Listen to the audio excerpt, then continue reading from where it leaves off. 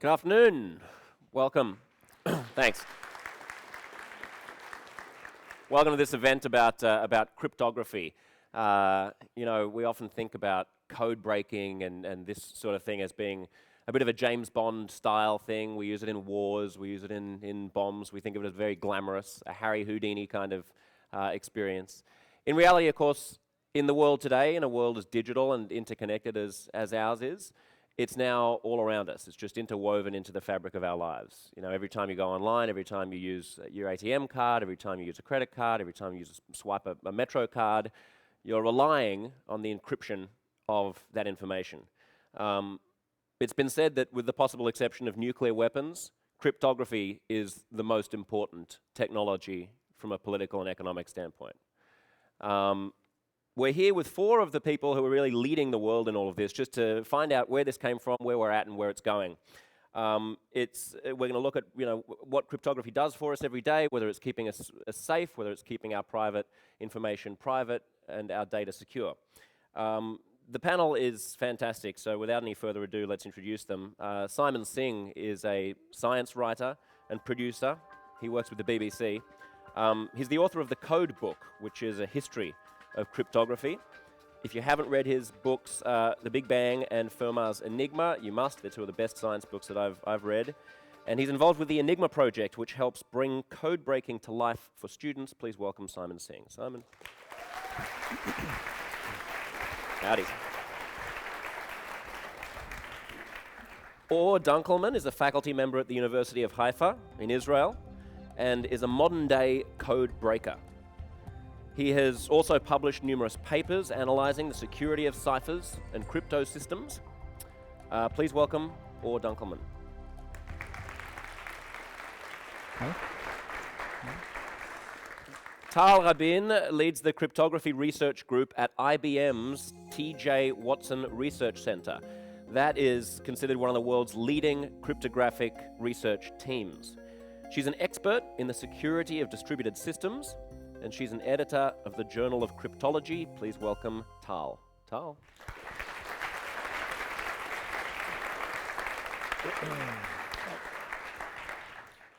Now, Brian Snow, last but certainly not least, is a former technical director with the National Security Agency, the NSA. It says in my notes that the NSA is a cryptologic intelligence agency at the Department of Defense, but that is a bit like saying that the Department of Defense is a minor security outfit underneath the United States government. The NSA is important, probably the biggest operation to spy on electronic communications worldwide in the States. After retiring in 2006, Snow is now a security consultant and an ethics advisor. Please welcome Brian Snow.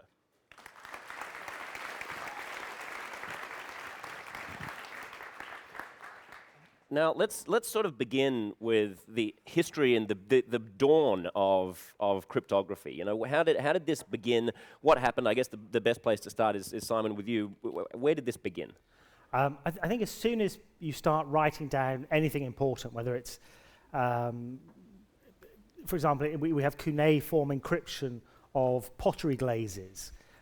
We have financial transactions encrypted. We have ancient Greek encryptions.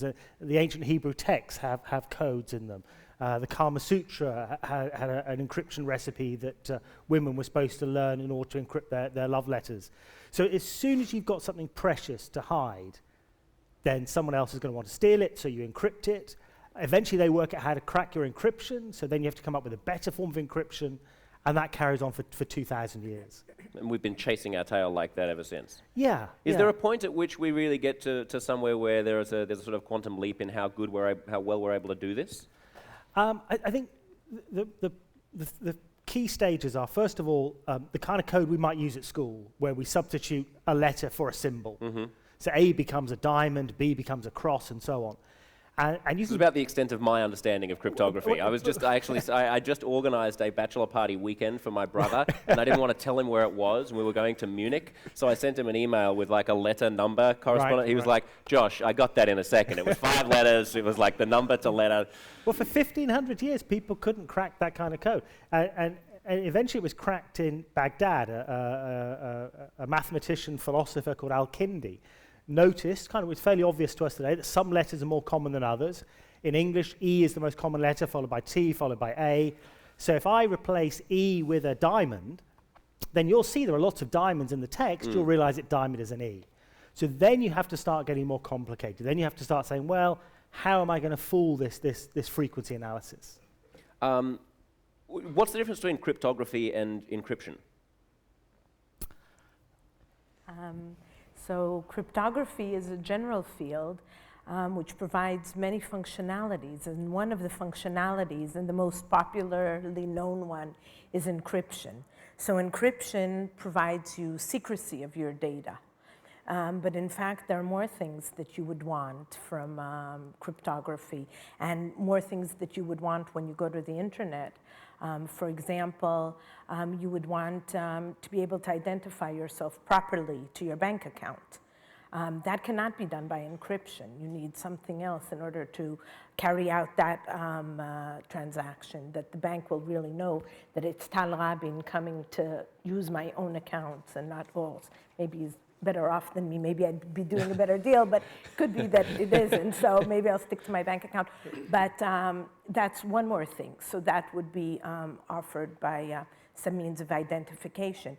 Another function that you could have in cryptography, which is not encryption, is that when I receive a letter from you, I want to know that it actually came from you and that it has not been modified.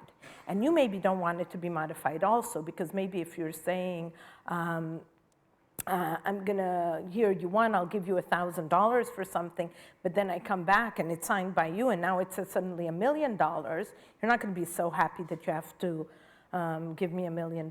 So there are many, many more functions within cryptography above encryption, in addition to encryption. But they all work together, because also when you're sending your credit card number or your password to the bank, you also want it to be encrypted. So these things really work together. But I think that due to the history that encryption's been around for so long, and identification, authentication, and so on are more things of a newer era, that I think, and it's romantic, and there are all these spy stories and so on. So I think that encryption is our most well-known representative of our field. Just for the record, because we're being taped here, I have no intention of giving you either $1,000 or $1 million. So, Brian, you wanted to touch base on this? Just briefly, you asked if there were critical dates when cryptography or encipherment changed or became better. I can think of two. In the 1940s and 50s during World War II, when we had to be able to read foreign codes and the enigma was broken and other machines were broken, that was a watershed moment when mathematics became far more pervasive in the discipline.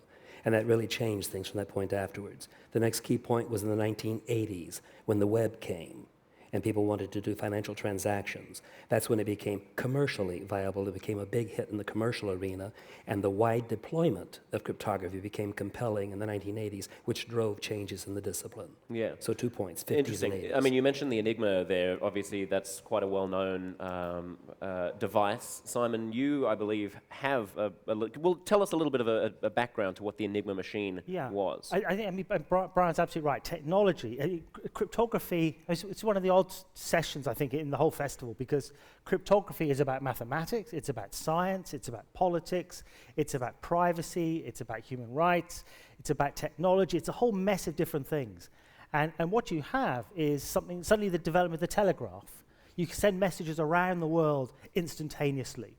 And encryption's important, because if you're going to send messages, you need to make sure those messages aren't necessarily going to be intercepted and stolen. With radio communication, you have that same situation.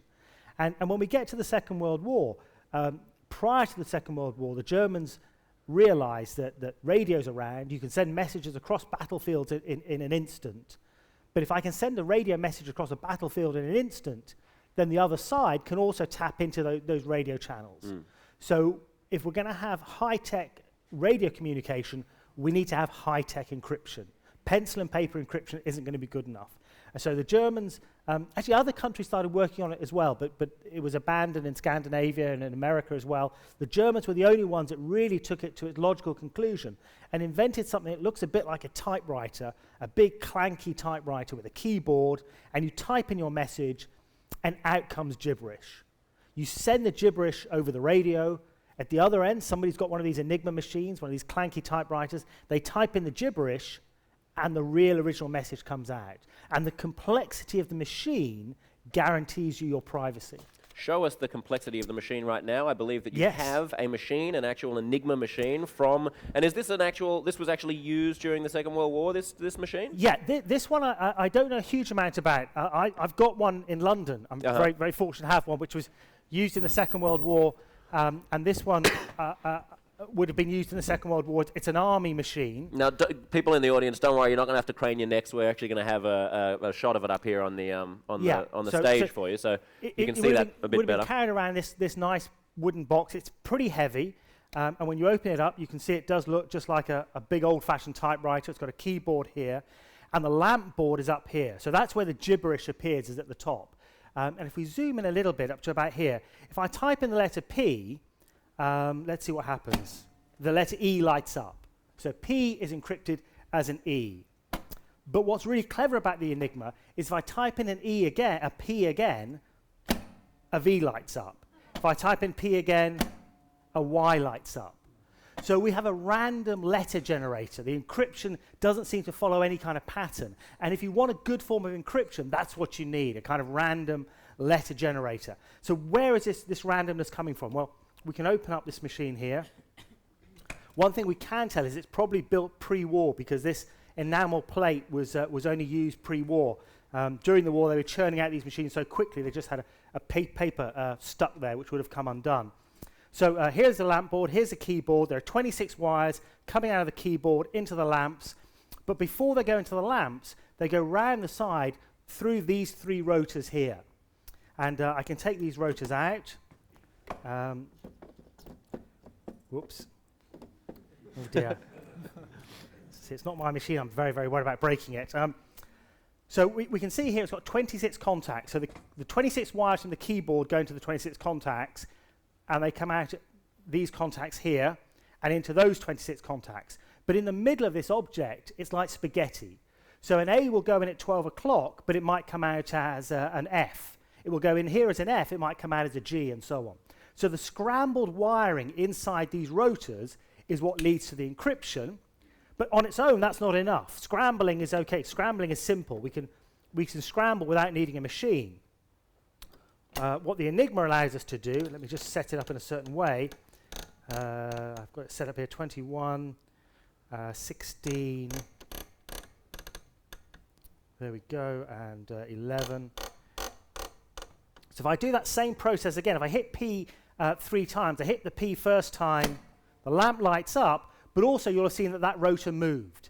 If that rotor moves, then the wiring goes in at a different junction. If it goes in at a different junction, it follows a different electrical path. If I type P again, you'll see the lamp light up, different lamp, but also the rotor will move. There we go. And it's this dynamism from the rotors that gives you the complicated encryption. And when that rotor's done a full revolution, it kicks the middle one. When that's done a full revolution, it kicks the end one. So it's like a mileometer on a car. So that's all very well in terms of creating the message. What happens at the other end? How do they decode it? Okay, well, first of all, you've got to have a machine. So you've got to have an Enigma machine. That'll help. But with all forms of encryption, this is called the algorithm. This box of tricks is the algorithm. It does the scrambling.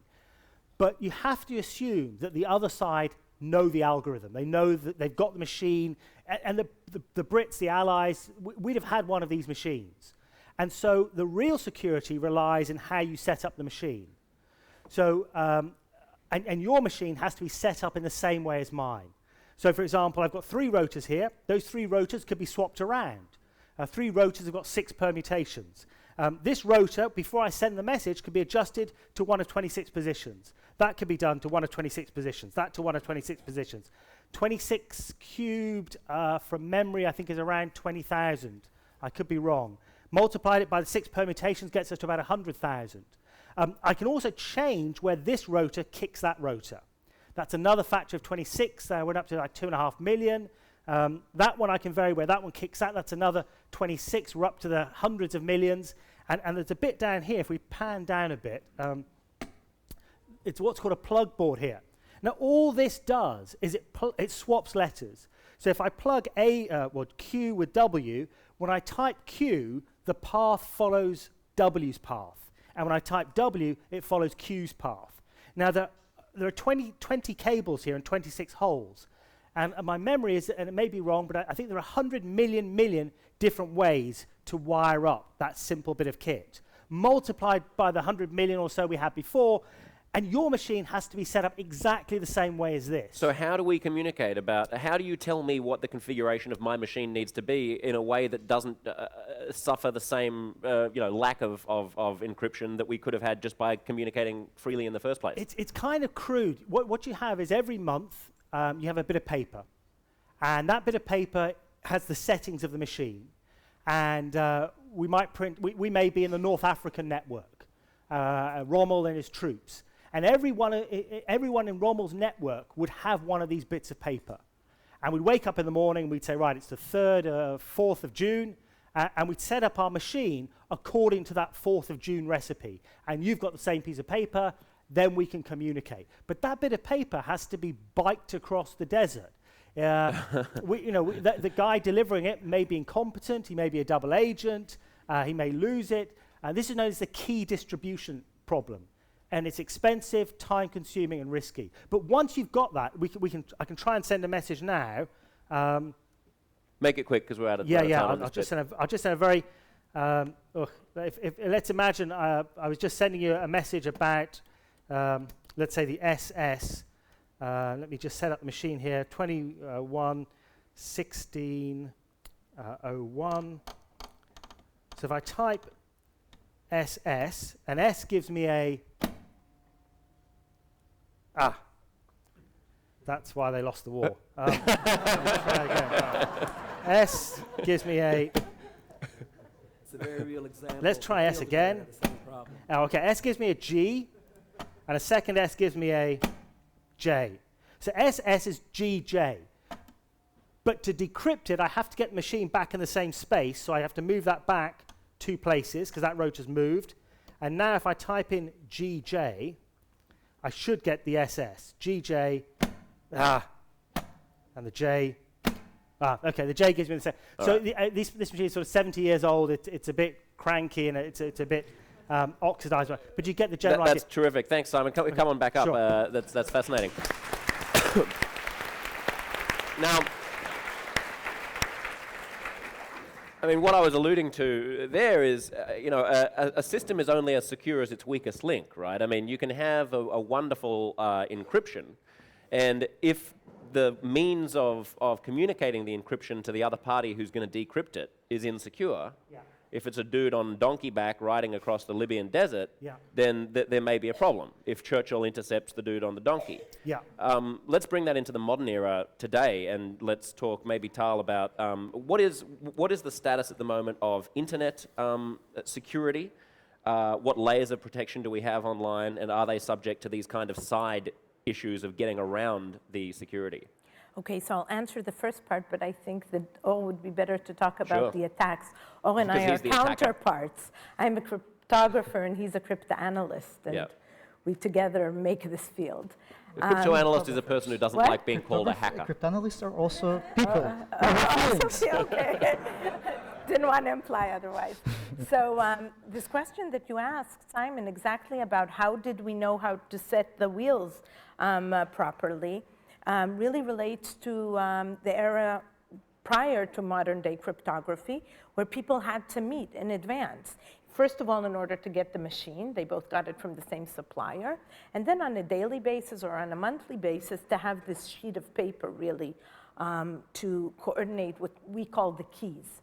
How to set the wheels at the beginning is the key. But in 1976, we had a huge breakthrough, which was the dawn of modern-day cryptography, with a paper that came out by Diffie and Hellman. Hellman was a professor at Stanford, and Diffie was his PhD student. And they said, it's complicated. It's physically complicated to meet and agree on the key. Maybe we can do something different and somehow communicate in the public domain and agree on a key. And they came up with what's called public key cryptography. Public key cryptography.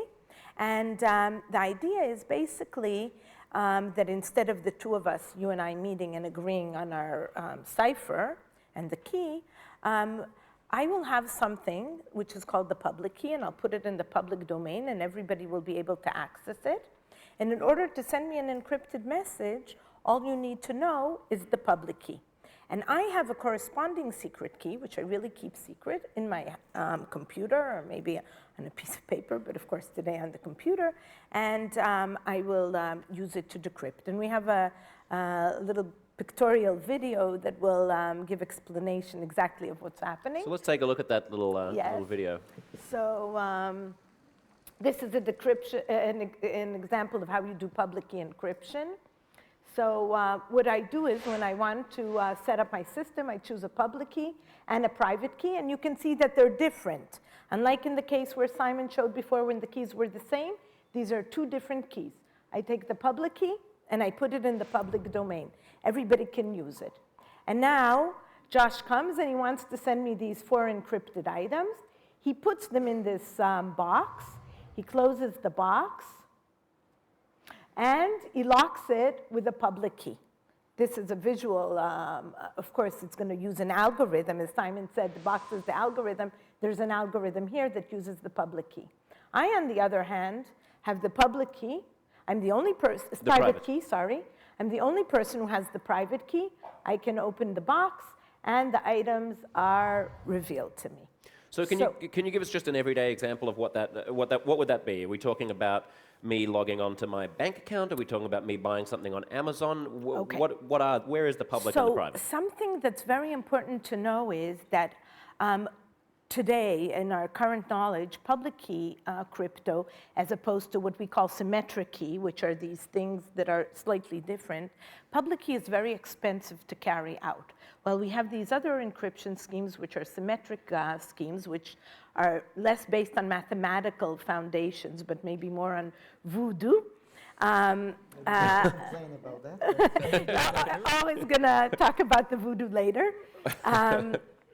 What do you mean by voodoo? What do you mean by voodoo? Explain it now. Okay, so the public key crypto systems are based on some mathematical assumptions.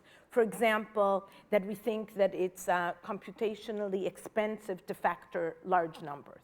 We all know how to factor the number 8.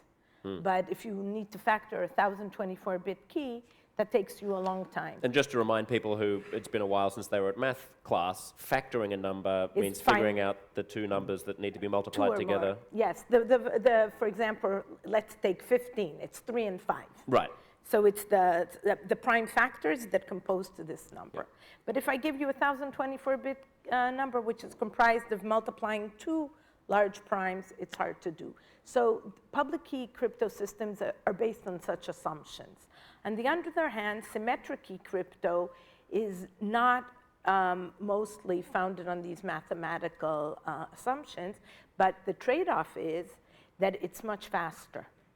It really is a huge difference in time for computing and encryption with a public key crypto system as opposed to a symmetric key crypto system. So as to your question, when do we use public key? What we do is we do some first operation using the public key, which is expensive.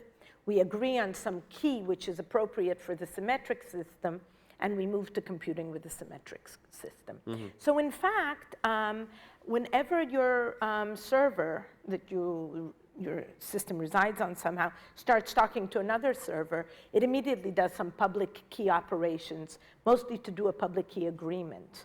And then we move to the symmetric ciphers. So when a padlock appears on my browser, that's... When the padlock, you're talking, when you're really working, that really means, what it means to say is that encryption is being used so that you'd know, for example, the padlock will always appear when you're talking to your bank. Fine. Just so you know that something's happening, that encryption's being used. So it would have started with a public key operation, and then it would have moved to a symmetric key operation, just for speed. But it would have been encryption. Both these things offer encryption, but of different sorts. So in your introduction, you were talking about spies and warfare and the military, and the old-fashioned encryption, only those guys could afford it because you had to meet, you had to print, you had to have these massive infrastructures.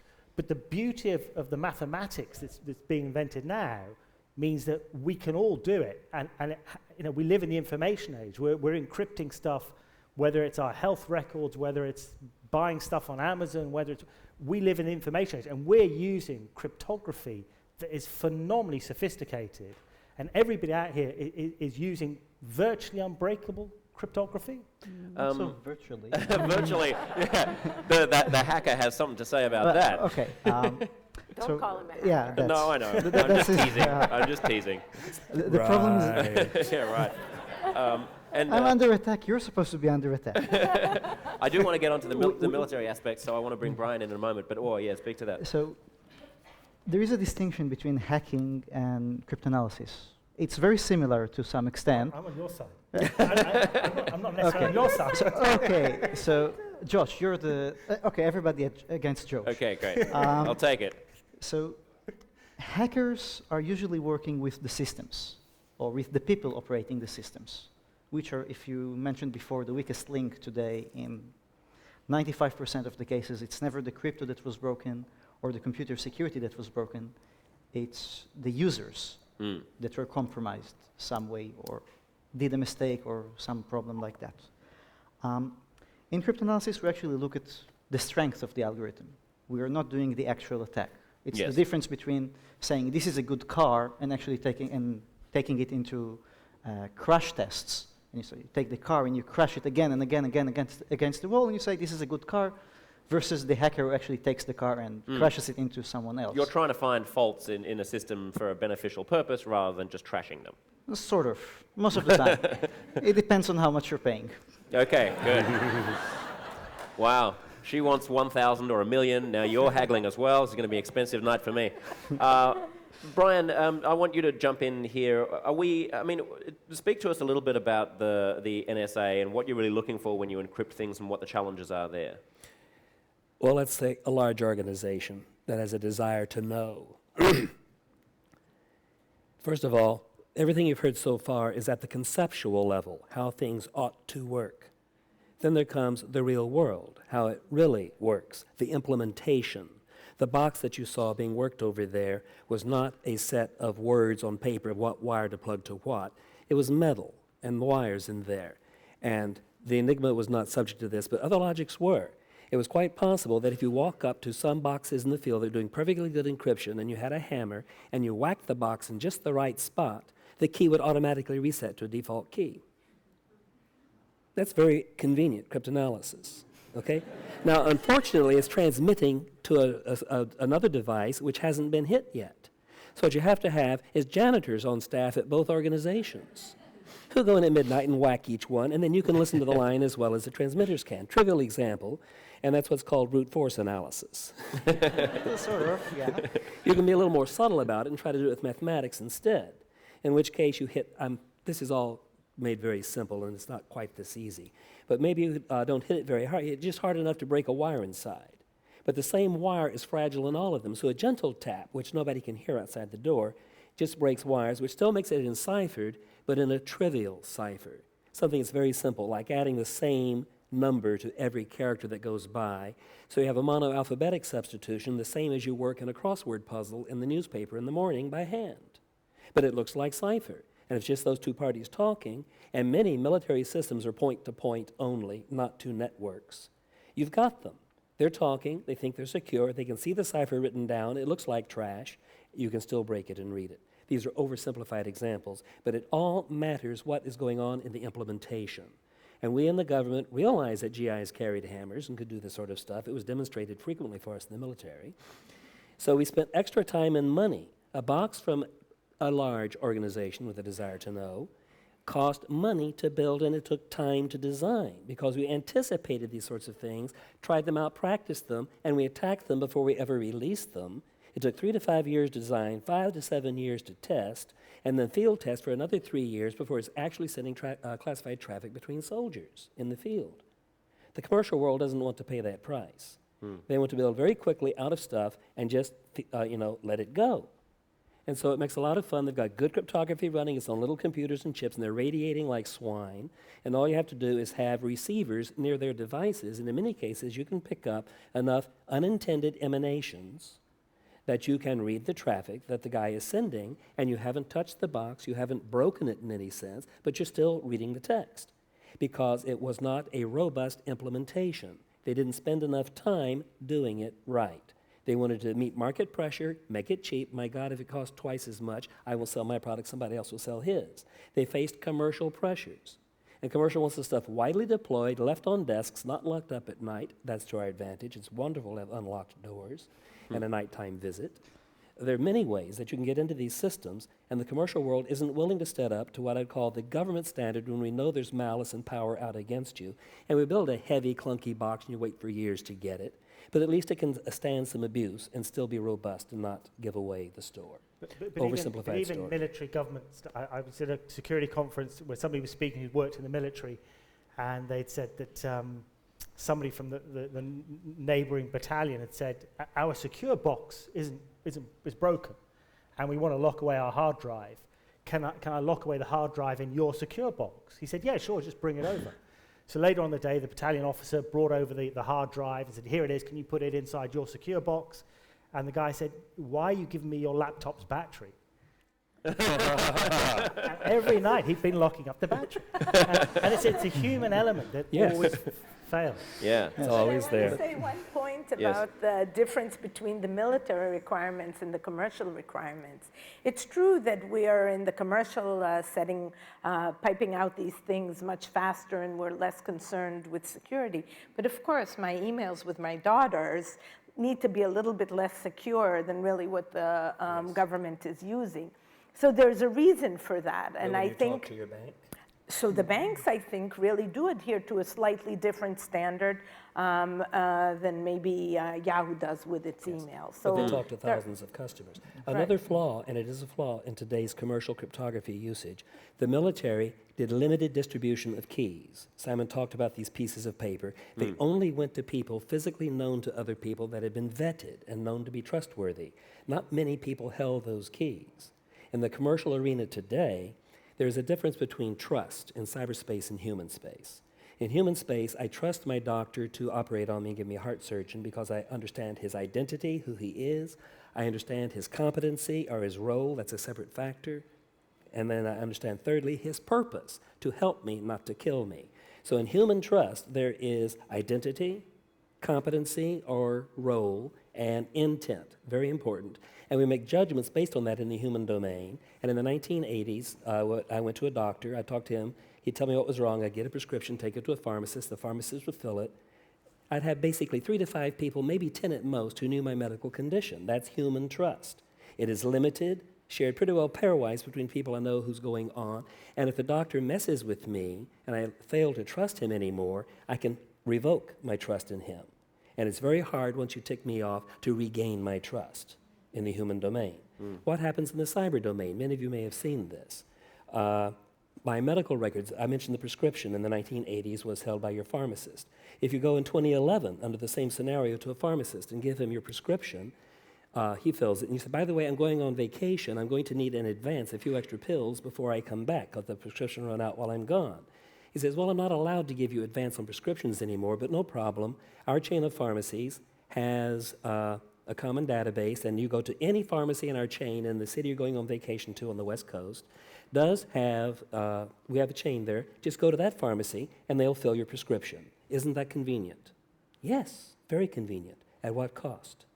Because you can go to any pharmacist of that chain in the nation, multiple hundreds. So now who has access to your medical records? Multiple hundreds, because in cyberspace, it's only the identity. Very seldom do they worry about competency or role that is being played by the entity, nor the intent. If you merely have the identity, you're trusted into the database you go. In human space, I trust Tal. Tal trusts Singh. Therefore, perhaps I should trust Singh. Not necessarily, that's a separate human interaction. In cyberspace, if computer A trusts computer B and computer B trusts computer C, then A trusts C. It's transitive in cyberspace, but not in human space. Believe me, this is a hard point to get across very carefully. That's a cognitive dissonance between what we as humans expect of trust and what the machines today in the commercial arena are prepared to deliver. I mean, is there That's anything should we be concerned about this, about the subsuming of trust by computer systems and networks, by the replacement of this kind of human interaction with our information being online and being accessible in that way? Is there anything we can do about it if we are concerned, or we just have to get used to this new reality? There are mechanisms that can... I'll let you go, Binyaki. No. There are mechanisms that can be pursued that's in the research community, not yet mature, because cyber trust has only been around basically in this widespread commercial deployment arena for 20 years. Like any 20-year-old, it's full of spunk, thinks it knows everything, and won't listen. Okay? But what if I still want to be able and we've had What if I breaches. still want to be able to get my prescription filled in LA when I'm on holiday? So I want to respond. Yeah. Even before you asked, I wanted to say something.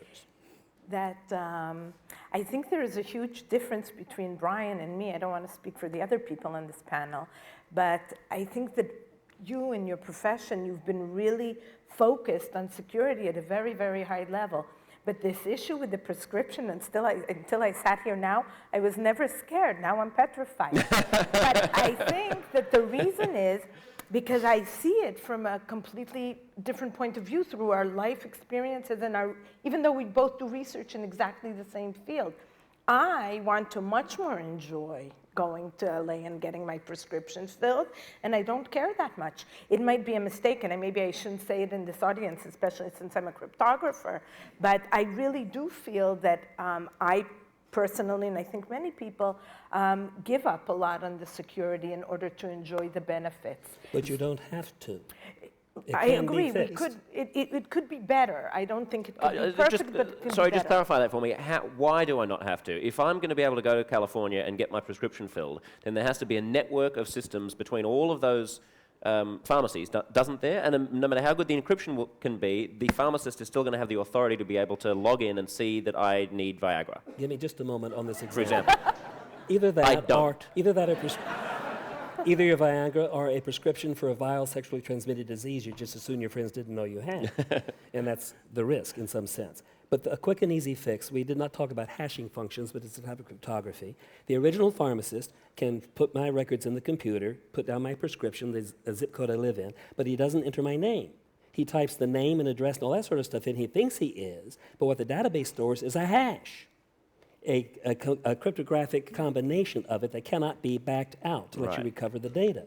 So I can go to the West Coast and says, I need you to fulfill my prescription. He says, okay, what's your name? And he types my name in the machine, and as long as I give him the exact name I gave the original pharmacist, showing my, you have to be careful on this because one character off and you're messed up. But my name and address can go in. It'll be hashed by his machine, and the database is searched for the matching hash. He can find my prescription and can give it to me, but anybody else reading that database who doesn't know my name to begin with cannot find me. And HIPAA regulations are trying to drive toward these types of solutions that still preserve human concept of trust.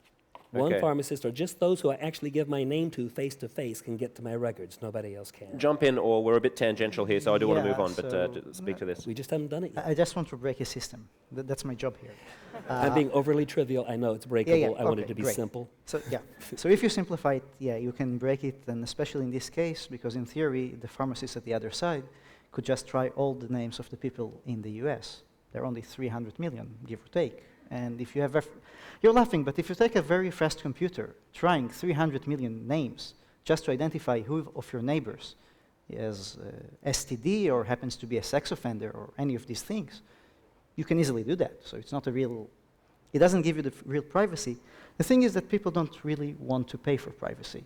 I mean, I'm not talking about convenience in the case of traveling to a different place and having your prescription filled. I'm talking about simpler things. How many of the audience have Facebook accounts? Have what? Facebook accounts. Facebook. How many people on Facebook? How many people publish their whereabouts on Foursquare and that sort of stuff? How many people use the places feature on Facebook, so whatever, where you check in to some place? People don't become care. the mayor of Farmville and buy a bunch of sheep. Yeah. I'm still trying to figure out how to become that. Yeah. I heard that you get 3 geese in exchange for being the mayor. In any case, people are willing to trade their privacy and their security for very little. There was an exercise done several years ago, I think it was in London, in the city, where people were walking around and offering candies for passwords. And this is the city of London. We're not talking Candies for candy, a candy bar Yeah. for your password. for your password. Yeah. Your Facebook password, or No, you just for your real password at your London bank. for your ATM PIN code. No, they went to city personnel, Uh-huh. people working for banks. Right. The They're- city is like Wall Street in London. Yeah. Sorry, yeah, Wall Street. Yep. You go to the Wall Street and you tell them, I will give you a candy bar in exchange for your password into the mainframe of the company you're working for. Wow. How many people do you think gave the password for a candy? We're More talking than about one. people working at the city, earning billions of whatever currency they're using over there, and giving Well, given what they pennies- managed to do to the world in 2008, I would imagine they probably don't have the intellect to. They probably all failed that, right? mentioning that it was not our cryptanalysis had nothing to do with the No, I'm talking about the economy. financiers Yeah. on Wall Street and in the city. So most of them gave, more than 90% gave their passwords Right. Yeah. in exchange But for a comment- candy bar. This is back, though, to the cognitive dissonance I was talking about. People don't understand cyber and its connected risks. Yes. They only understand human domain stuff that they see on the street every day. We know not to trust in a large city. In a small town, you get away with it a little bit more. Small town communities grew up over time. We have to grow up to learn how to safely live in cyberspace and what mechanisms we need. We have not yet done it. But just to offer some reassurance, for me, if nobody else. You're all in the business. So I've written about cryptography, but you're in the business of protecting and checking that these things work and trying to trash them and guarding top-level government secrets and so on. And the kind of day-to-day interactions that we might have, say buying stuff on the internet and so on, our credit card details are relatively safe. And I'd say relatively, I mean the alternative is if you ring somebody up and you give your credit card number over the phone, you don't necessarily know who that person is, you don't know what their ulterior motive is, you don't know what's going on there. So there's always Who's a risk. listening? Yeah, or who's listening. There's always going to be a risk. That was your job, right, Brian? And, Officially never in the US. but Yeah, officially.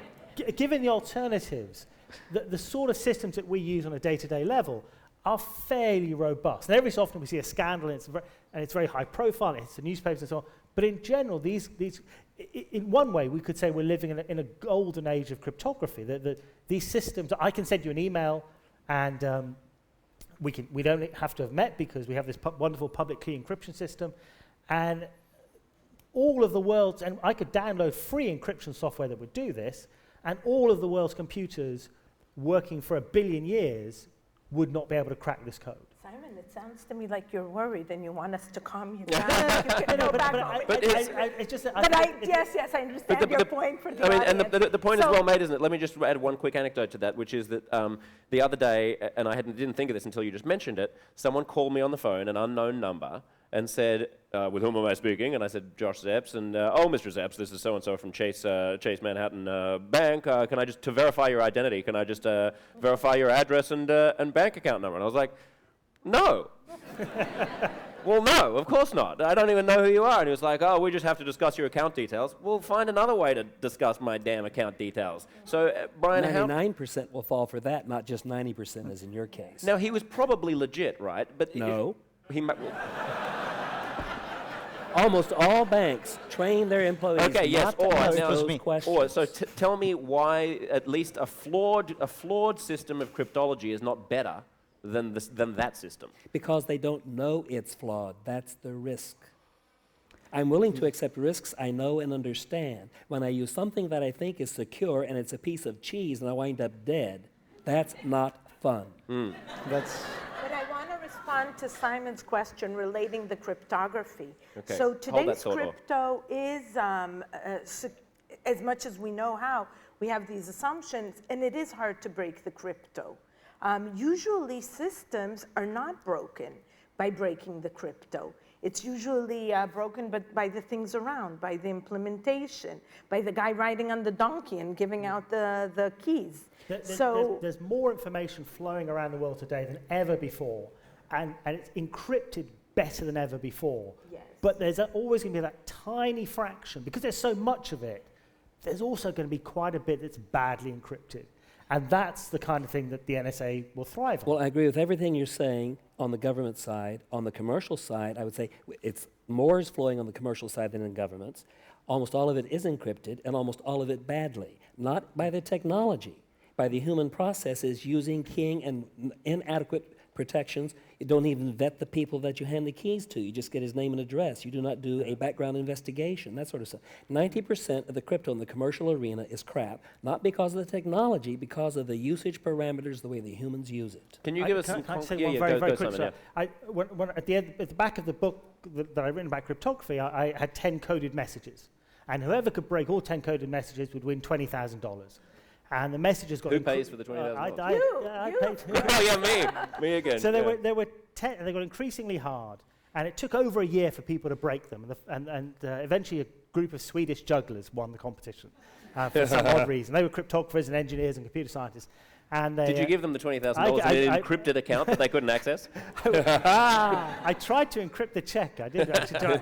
But I went to Stockholm and I gave a talk how I made the code. They gave a talk how they broke the code. And they explained to me, they explained something really interesting, that the final stage, which was the really tough stage, involves something called triple DES.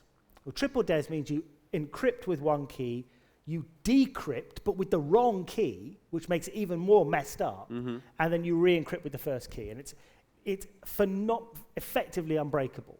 And then I weakened it in a secondary way to make it a fair test. And what they pointed out to me was that I'd encrypted with the right key, then I decrypted with the same key, which got me back to square one. And then I'd encrypted with this other key. So what I'd done was given them a really trivial code that they could have broken within 24 hours. Now, it took them over a year to do it because they didn't think I could be that stupid. They all can. But that's exactly the human factor. Yeah. Don't worry, Simon, That's I will never underestimate your stupidity. But that's exactly what happens, that humans are involved at the end in doing the last things, and instead of using 3 different keys, he used one key twice, and one key, so it is infected with single DES instead of triple DES. And with the Enigma machine, the Enigma is pretty good. You know, Even the today. Germans pioneered it, and so Even they made today. mistakes, and the Allies and the Americans and the Brits improved on it. But it's a pretty good machine.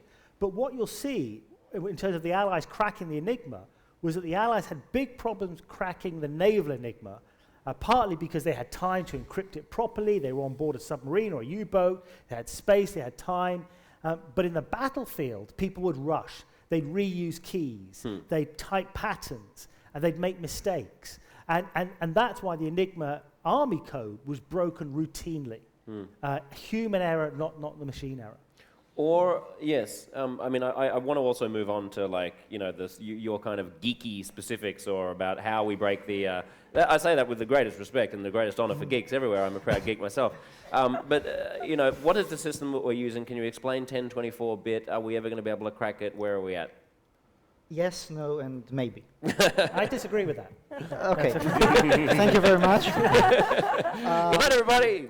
Yeah. So earlier, Tal was mentioning the fact that public key cryptography is based on mathematical foundations, and we're doing voodoo. I'm dealing with the symmetric key stuff, which is a slightly different.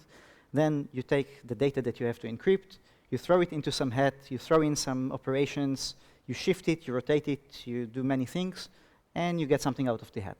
Hopefully, it's well encrypted, but as Brian said, sometimes it's not. And we are actually trying to break these things and find out if it's secure enough or not. And it really depends, and I think that today, as mentioned before, we came to the position, to the status that the security itself is good enough. Most of the time, it's not the problem. The security is good enough. The problem is not the algorithm. It's the way the algorithm is used, and it's the user. So No we keep offense. coming back to this point. I want to just find some examples, okay? We keep coming back to this point that the math is good enough, that the encryption is good enough, the algorithms are good enough, but that it falls down on the implementation. Can someone give us a couple of really concrete examples on how that happens? So there is a car alarm thing. You just A press car a button. beeper? A car beeper, or Yep. actually it's also used in garages to open and close the door, Yep. which uses a cipher called keylock. Now, it's a cipher that was designed in the 80s in South Africa. Not so great cipher, but not so bad. And it was held secret, and recently it was published, and once it was published, we tried to analyze it, and we found some theoretical attacks and even implemented them, and well, they're not that theoretical, but everything worked fine. And then you open the protocols to see how it's used, and all the garage openers use the same key. Now, not necessarily immediately, so just to relax everybody who has a garage door opener. Don't worry, it's New York City. No one has a garage door or a car. Yeah. Yeah, that's the problem with giving examples in New York. Nothing there is usual. But the thing is that there is a system behind it that takes some generic key and uses it in some modification in all devices. So once you find the generic key, then you know everything. Yeah. And it's not a bad idea. Do you mean that you would literally be able to take someone else's garage door opener and open your own door with it? I wouldn't even have to take his garage door opener. I will just be able to listen to one communication that he's doing with his garage. And sing the frequency of his garage door opener. And I would be able to enter his garage, your garage, everybody's garage. Incredible. Can I follow that with a similar example? Many people are buying modern cars these days that have key fobs instead of mechanical keys you put in a lock and turn. You just walk up to your car. If you're within 2 feet, the car unlocks for you because the car talks to the fob. Anybody in the audience like that? Prius cars, anything built since 2009 typically has these sorts of I think key almost all devices. Nissans now are like that. Yeah. And it's very convenient. It's wonderful. But there's an attack against it which is absolutely downright stupidly cheap and easy. Okay? I need to be near my car. But two guys who are standing nearby watching observe this, and one of them sees me start to walk away from the car. He follows me. The other guy walks up to my car. They're carrying each a small radio. The radios are close to my fob in my pocket and close to the car. The car talks across that radio link through the radios, not knowing there are radios in play. It thinks I am still near the car because me, 50 feet away, is picked up by radio, transmitted. No keys need to be known. They could be all robust, no problem. But the actual key I steal midstream and pass through the other radio, which is within 2 feet of the car, and by doing the round-trip timing, it knows I'm near. The door unlocks, the thief gets in, goes my car. Cars are being stolen that way today, actually. Would there be a way, I mean, surely there's a way of encrypting the message in the key fob such that it can't be sent over radio waves that simply? Now, once you start saying surely can't, of course there are many ways you can. They didn't. Right. They didn't think the problem through to begin with. And this goes back in every era, so for example, in the 50s, and Brian may know more about this, but there's a form of unbreakable code called a one-time pad. It is utterly unbreakable. It is mathematically, logically, in every possible way, you cannot break a one-time pad because every element of the message is randomly changed, and you can't unpack randomness.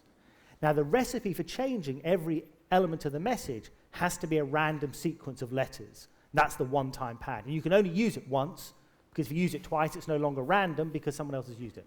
So to make the one-time pad cipher work, you have to generate huge amounts of random sequences. And the Russians were using one-time pads, and I'm sure the Americans and the Brits and everybody else was using one-time pads. But the mistake that the Russians made was that in order to generate these one-time pads, they would just randomly type on letters on a keyboard. But if you look at what I'm doing, it's not random, because I'm going left, right, left, right. Immediately, the randomness is being lost. And that slight loss of randomness was enough for the NSA to attack Russian ciphers during the Cold Allegedly. during the Cold War. You could have gone all night without saying that. Yeah. We're all friends now. Not anymore. Simon, can you quickly tell that story about Feynman? Do you know the story I'm talking about Richard Feynman breaking the safe? I'm trying to remember how he did it now. He was, gosh. He was guessing. Was he guessing, or was he always looking for the last element of the rotor as well? It's about getting yourself inside the head of the other person. Yeah. So if you've got an unbreakable code, if there are two people at the back of you who've got absolutely unbreakable code, what I can do is monitor your traffic analysis. So if you send one message on a Monday, one on a Tuesday, one on a Wednesday, 10 on a Thursday, I know something big's going to happen on a Friday. I don't know what your messages are, but I'm beginning to glean something by getting inside your head. What you might then do is send 10 messages every day, because you're getting inside my head now. And you just have the same quota of messages every day, so your traffic is flat. But then if you're going to have to create these fictitious messages, then you're going to have to start sending probably random messages or gobbledygook messages or pattern messages. And that's what they did with the Enigma, and that's one of the ways the Enigma was cracked. So it's like poker, isn't it? I mean, yeah. what are they thinking about what I'm thinking that they're thinking that I'm thinking they're thinking? It's as we said, it's technology, it's economics, it's politics, and now it's psychology and maths and technology. Or how do you, let's get away from this non-code related stuff. How do you actually break a code? I mean, let's forget the human error. Let's get straight to the math. How do you break a code? Okay, you take this bit and you turn it to the left. Now, the thing is as follows. We actually don't break the codes. We try to analyze how secure they are. So we take the cipher. Is there a difference? Sorry? Is there a difference? Yes, breaking the code is usually when you have some ciphertext, some cryptogram, and you want to know what's been sent there. For example, you see a message from Putin to Medvedev, and you want to understand exactly what's going on there. Breaking the cipher is actually analyzing its security. What we're doing is analyzing the security. Breaking the codes is what the friends of Brian were used to doing, because he didn't do any of this, allegedly. Not at all. I think it's partly about, we can all have unbreakable codes. It's not a problem. Except that there are always going to be constraints. There are going to be financial constraints, there are going to be software constraints, hardware constraints, the speed of encryption you require, the volume of data. Are you encrypting film streams, or are you just encrypting audio? And so it's about building a system that's good enough.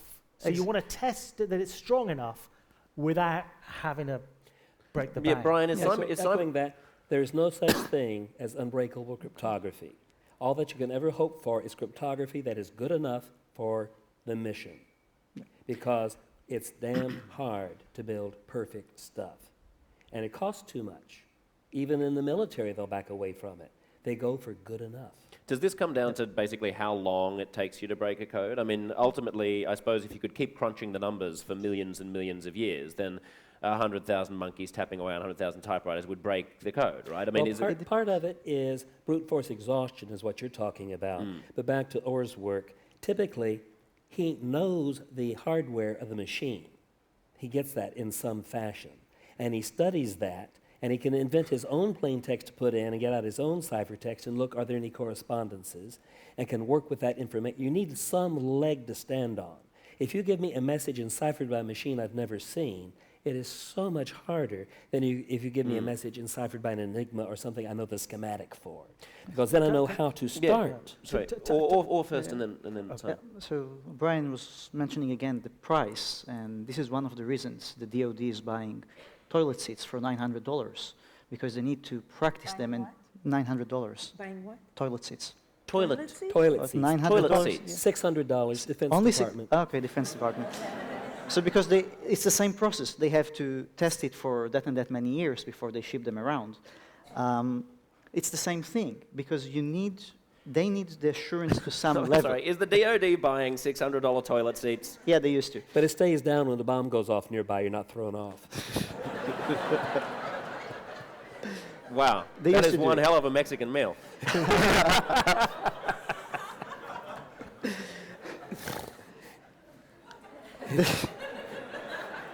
Sorry, I asked. No. I just couldn't hear. No, okay, that's okay. The thing here is that if you look very carefully at the end, as Brian said, there is cryptography which is good enough for the mission. And there is such a thing from a mathematical point of view, unbreakable. The one-time pad that Simon just mentioned is completely, from a mathematical point of view, unbreakable, no matter what you will do, assuming, and we have a big field in cryptography called provable security. We can prove to you that the cipher is secure under the following assumptions, and usually it's just like commercials for medications. It will improve your sex life under the following condition. You should not take alcohol, you should not do that, you should not do that. The same thing. The mathematical problem should be hard. It's secure as long as we don't know how to find prime factors. As long as you pick your keys correctly. As long as you don't disclose the keys in some way. For example, there used to be a machine that used to, as part of the initialization process, to broadcast the key somehow.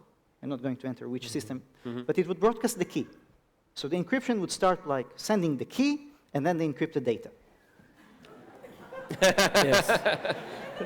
Okay. In one word. Let's come back to this. Something key going on here, though, in knowing you have a hard problem.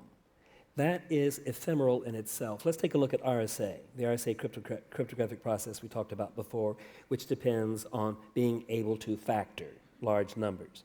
Since the time of Gauss, it's been known that factoring large numbers is hard. So when the RSA was first offered, they said 512-bit numbers should be very difficult, and they were, with the mathematical competence at that time. And they gave a contest, saying, can you crack this thing? And it was eventually cracked because mathematicians then started paying attention to the fact that, well, used to factoring was just a mathematical game played among mathematicians, and it didn't really have any real-world impact as far as how fast can I factor really big numbers. So they hadn't done the work to see how hard is it. So they started doing the work over the past 20 years on that problem, and they made tremendous mathematical approaches in theory only, far exceeding Gauss's ability to discuss how to factor. It's still a hard problem, but not near as hard as we thought it was because we hadn't worked on it very hard. But the mathematicians have worked much harder over the past few decades, and now RSA is not considered secure unless you've got about 3,000 bits or more in the parameter size, not 512. 6 times bigger, okay? It's a huge difference between what was secure 20 years ago and what is secure today. And not because the algorithm or hardware changed, because our mathematical competence grew over that time.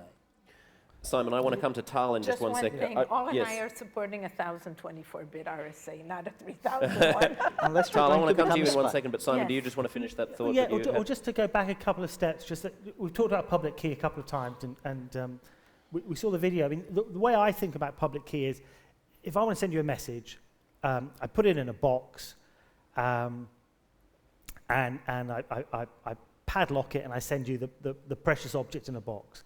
Now, you can't open it because I've got the key. That's our key distribution problem. I have to meet you, give you the key, get a courier, I have to get the key to you. But the way public key cryptography is, there are different ways of thinking about it. One way we could do it is I padlock the box, I send it to you, you can't open it. You put your own padlock on it, send it back to me. I've got a padlock, 2 padlocks on the box. I can take mine off, send it back to you. There's only one padlock left. It's your padlock. You can open it. You can open the box. We've avoided any key distribution. The even smarter way to do it is that you make 1,000 padlocks, and they're all open. And I just go to my local post office. I say, can I have one of Josh's padlocks? I take it off the shelf. I can snap it shut because anybody can close a padlock. I don't need a key for that. Send it to you. You can open it because it was your padlock in the first place. You've always had the key. And that's what we're doing here. When you send something to Amazon, your browser goes off and says to the virtual post office, can I have Amazon's padlock? We can shut it because anyone can shut the padlock. Goes to Amazon, only they can open it. Now, what is this padlock? It's not a real padlock. It's a mathematical padlock. And when you think about what is a padlock, it's a device which is very easy to close, but it's very, very hard to open. One-way function. In life, there are many things that you can easily switch on. A light switch, you can easily switch it off. You can easily open a door, you can easily close a door. But padlocks are different. They only go one way. They're very hard to go the other way. It's like mixing paint. You can mix yellow and blue paint to get green, but you can't unmix green to get yellow and blue. So you need a mathematical operation that's easy to do, very, very hard to undo. And that's where this factoring comes in.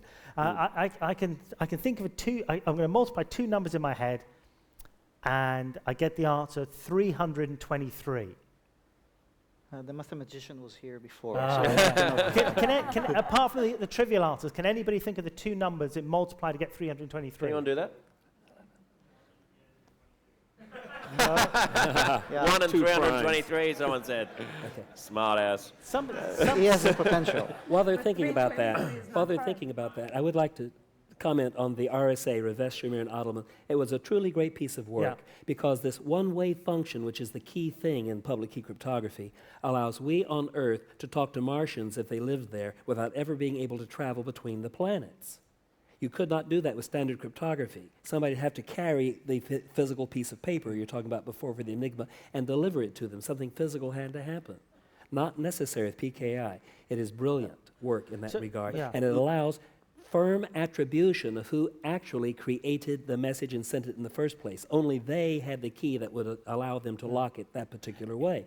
So you can prove in court who said what, and that allows you to have mutually suspicious partners do business transactions. Where in the military, the stuff that I helped build, by definition you trust the general. He said go do something, you did it. It was a command and control structure one way down. Public key cryptography is of no value to them. But in mutually suspicious peers, it's gold because you can take it to a judge and say, he signed this contract and I can prove he signed it because only he had the capability to do so.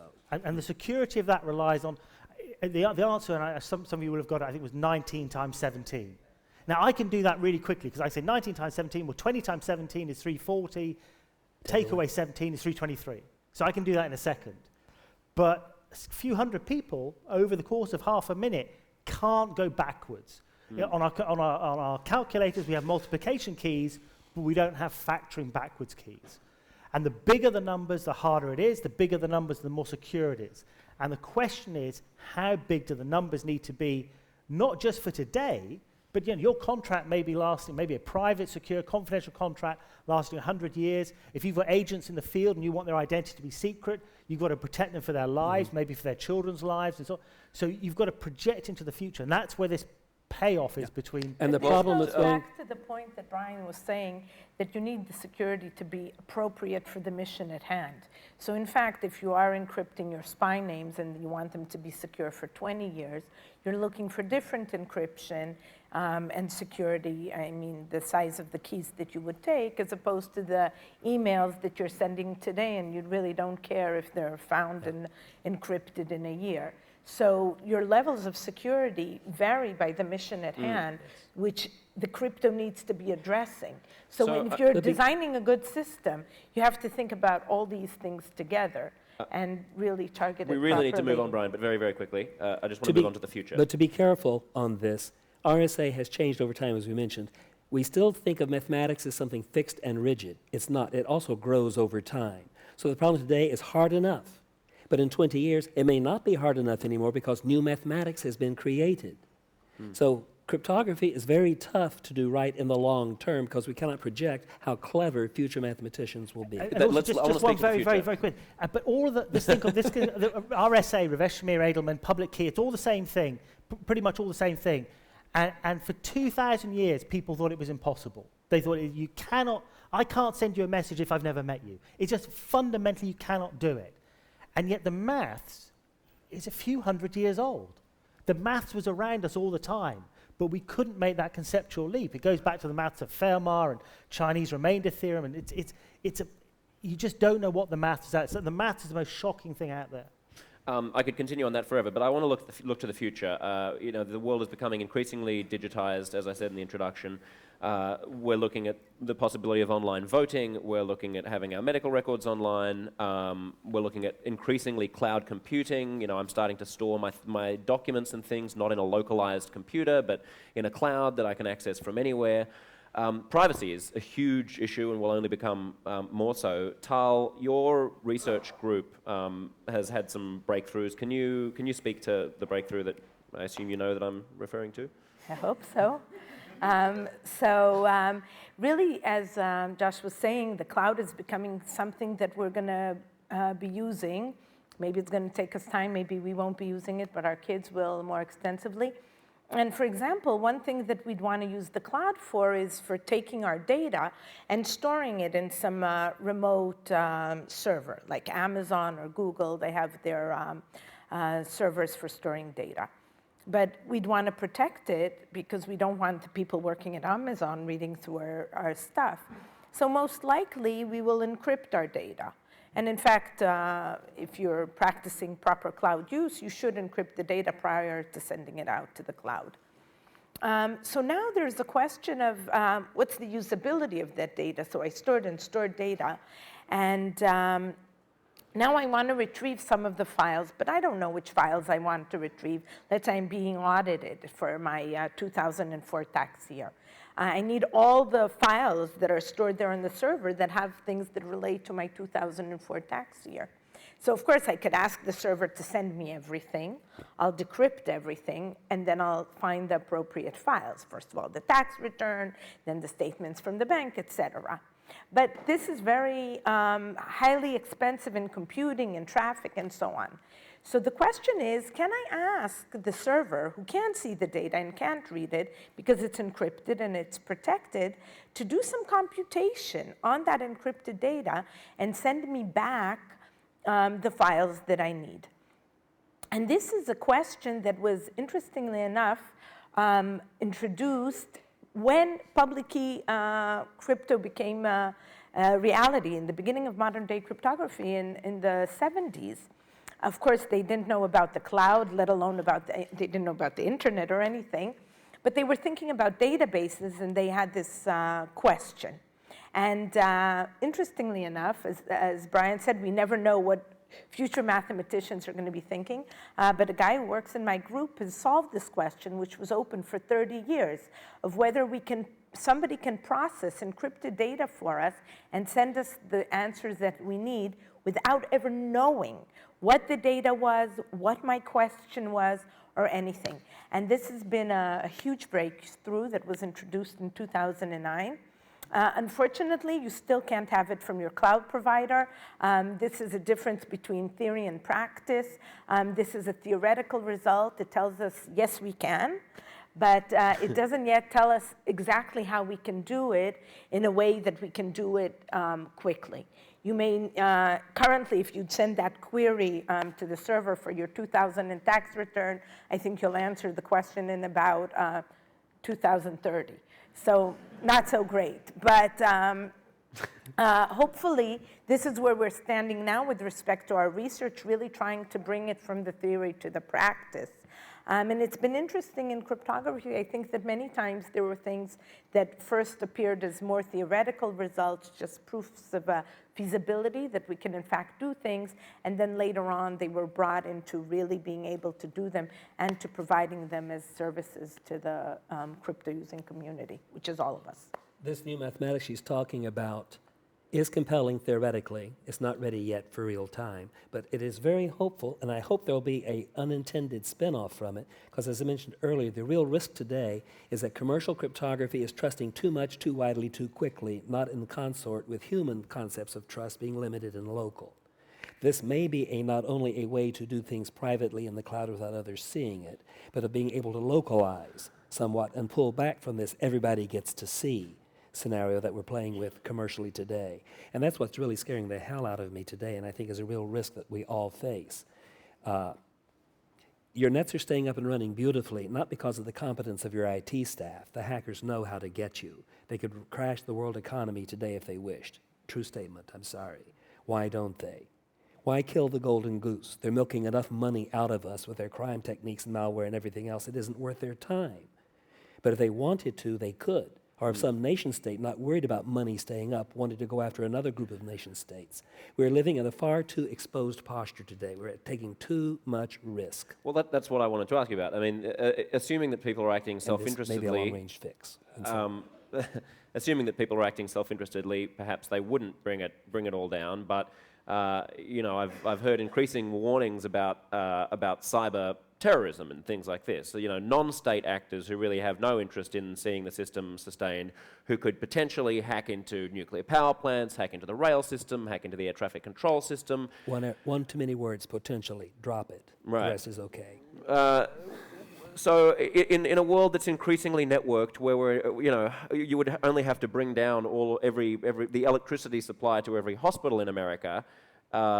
I mean, you allow your brain to start going these places, and it's pretty clear that this is an awesome tool in the arsenal of people who would wish to do us ill. As a former person who was charged with preventing that, how optimistic are you, and what can we do? I don't sleep well at night. I really don't. I only got 3 hours sleep last night facing some other problems like this for another client. It is difficult. For those of you really concerned and want to pursue it, Sami Sadri briefed Congress in 2007 on potential cyber risks, he ran a group of 30 people that did a study that felt they could crush the U.S. economy, stop the cars from moving, the gas from flowing, the electricity from coming to our homes and stuff for up to 30 days. How much would it cost to prepare such an attack? About 3 years, $500 million. He briefed them in 2007. More than 3 years have passed. I am convinced the arsenal of weaponry to take us down exists today and could be fired at any moment. All it requires is intent. So We have to behave much nicer on the world stage, and we have to get our act clean before somebody gets nasty enough to do it. And so, assuming, let's imagine that the year were 1999, and we were sitting here talking about the potential for, a terrorist attack on New York City using rudimentary techniques. I mean, God forbid that this should be something that's coming down the pike. But what would your professional recommendation be that we can actually do to head that off before it happens? That particular event, which is localized, small group of people plotting on their own, is very difficult without conceptualizing that risk and trying to think what types of groups, who should I watch, that sort of stuff. Very hard to find them. This is outside of normal ken, the 2001 event. After the fact, it is so obvious. But before the fact, it was not. And now we've gone through the fact, and now it's sadly part of our everyday stuff, and we're putting mechanisms in place, still imperfect, to cause it from happening again. I see that same. Sometimes you can't visualize what you don't yet anticipate, and you wind up getting it in the shorts. Or do you have any thoughts about this? What should we be doing to protect ourselves? Well, given the fact that it would reduce my control over the US, I object this, but seriously though, you can change the system slowly, and it's actually mostly education. I mean, people are unaware. So people will break into my Facebook account. What's the worst thing that can happen? So today, if people break into your Facebook account, they put a status notice, I'm stuck in London, please send me some money. And your friends see this on Facebook, and they know it's coming from you, and they send money to this person who is stuck in London. However, this guy is not really in London, he's probably somewhere in Moscow or St. Petersburg or in Shanghai, getting good money from your friends. And people tend to use the same passwords all over the places. So how many of you have the same password? I was just about to ask that. How many people here have the same password on more than one website? Yeah. Thank you very much. I appreciate that. The rest of you, be honest. Yeah. Excuse me. Sorry, the rest of you have computers? Sorry. No, Without wanting to end on a worrisome note, let's talk about online voting. I mean, I think back to the 2004. Think back to the 2004 election and the debold machines and things. People were worried about there's no paper trail and could this be corrupt and all this kind of stuff. How far away are we from online voting? Will it ever be sufficiently secure that we can have faith? So, faith in first of all, there are systems that do online voting. I want to say that Diebold is not an online voting. No, I know. It's an analogy. Okay. So there are systems that you can do online voting. What's the one? I forgot the famous one. Never mind. The function No, I don't know. Anyway, no. Akavia? Anyway, there's It's called butterflychat.com. You can go there. So we cryptographers, we belong to an association which is called the International Association of Cryptologic Research. And we as an organization had a huge discussion whether we should move to online voting for our internal voting. And it was decided that we would vote for our members and directors, not for the members, for the directors and the president, and our question ballots that we had through an online system. And in fact, for the first time this past year, we voted online. But it has been the recommendation of this organization, and they came out and they said that despite that we're saying that we should vote for this election, which is of course not that important, that we should vote online, that they're not recommending at this point to move to online voting for political elections and so on. Also, you have to think that our organization, it's a little harder to vote because we're dispersed all over the world. So voting online is a little easier. But basically what we're saying, if there's still a capability to go to the polling station, then at this time, this is what still should be done. How far off? You say at this time, how far off is it? And then I'll come to Brian and you then know Simon. that prophecy was given to the fools, so. Okay, Brian? I'm foolish. Online voting will be good enough to the extent that it'll be no worse than paper voting today when the cemeteries walk out and vote within 5 to 10 years if we have the appropriate intent and drive for it. Interesting. Simon, do you want to... I think online voting encapsulates the 4 points that Tal mentioned earlier on. If I vote, I want that vote to be secret. That's the encryption. I want to make sure that my vote for party A doesn't get changed into a vote for party 2. That's the integrity of the message. 3, the person at the other end needs to know that it's me that's voted so they can tick me off a list. And 4, I want to make sure that later on you can't say you never received my vote. So non-repudiation. So all of the elements in cryptography are embedded in this question of online voting. Well, there is a 5th element, which is the privacy. So the person who ticks your name off the list does not know who you voted for. Yeah. And this is a very important problem. We have here a sort of a problem that for once you need the ability to only for approved people to vote. So you need the ability to identify who voted. You also need the ability to identify who got the votes. And you need the ability to not be able to connect the dots somehow. But I think that online voting is a big problem, especially in countries where democracy actually matters. There is a big group working on that. As opposed to the other countries where democracy doesn't matter. You know, the voting in China are usually very accurate, and you can predict the outcome very easily. The problem here is that, first of all, in the US, you have the National Institute of Standards and Technology working on voting machines and e-voting and all these things. And the main problem there is that currently the system of the US is not that great. Sorry to say that. You have absentee votes. In many countries, you don't have absentee votes. In Israel, you have to actually come into the ballot box to vote.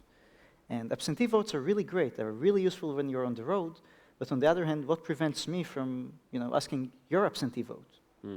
And I think that there are reports of people doing that. Or I could be easily coerced because you see me ticking off. I mean, one of the problems we have with e-voting is the fact that currently when you enter a ballot box with a curtain that nobody sees what you're voting, you can afterwards go back to the person who threatened to kill you unless you vote for candidate A and say, well, I voted for candidate A, but I'm sorry I couldn't bring you in with me. But when you have an absentee vote, I'm holding a gun to Simon, please tick A, and then he sends it off.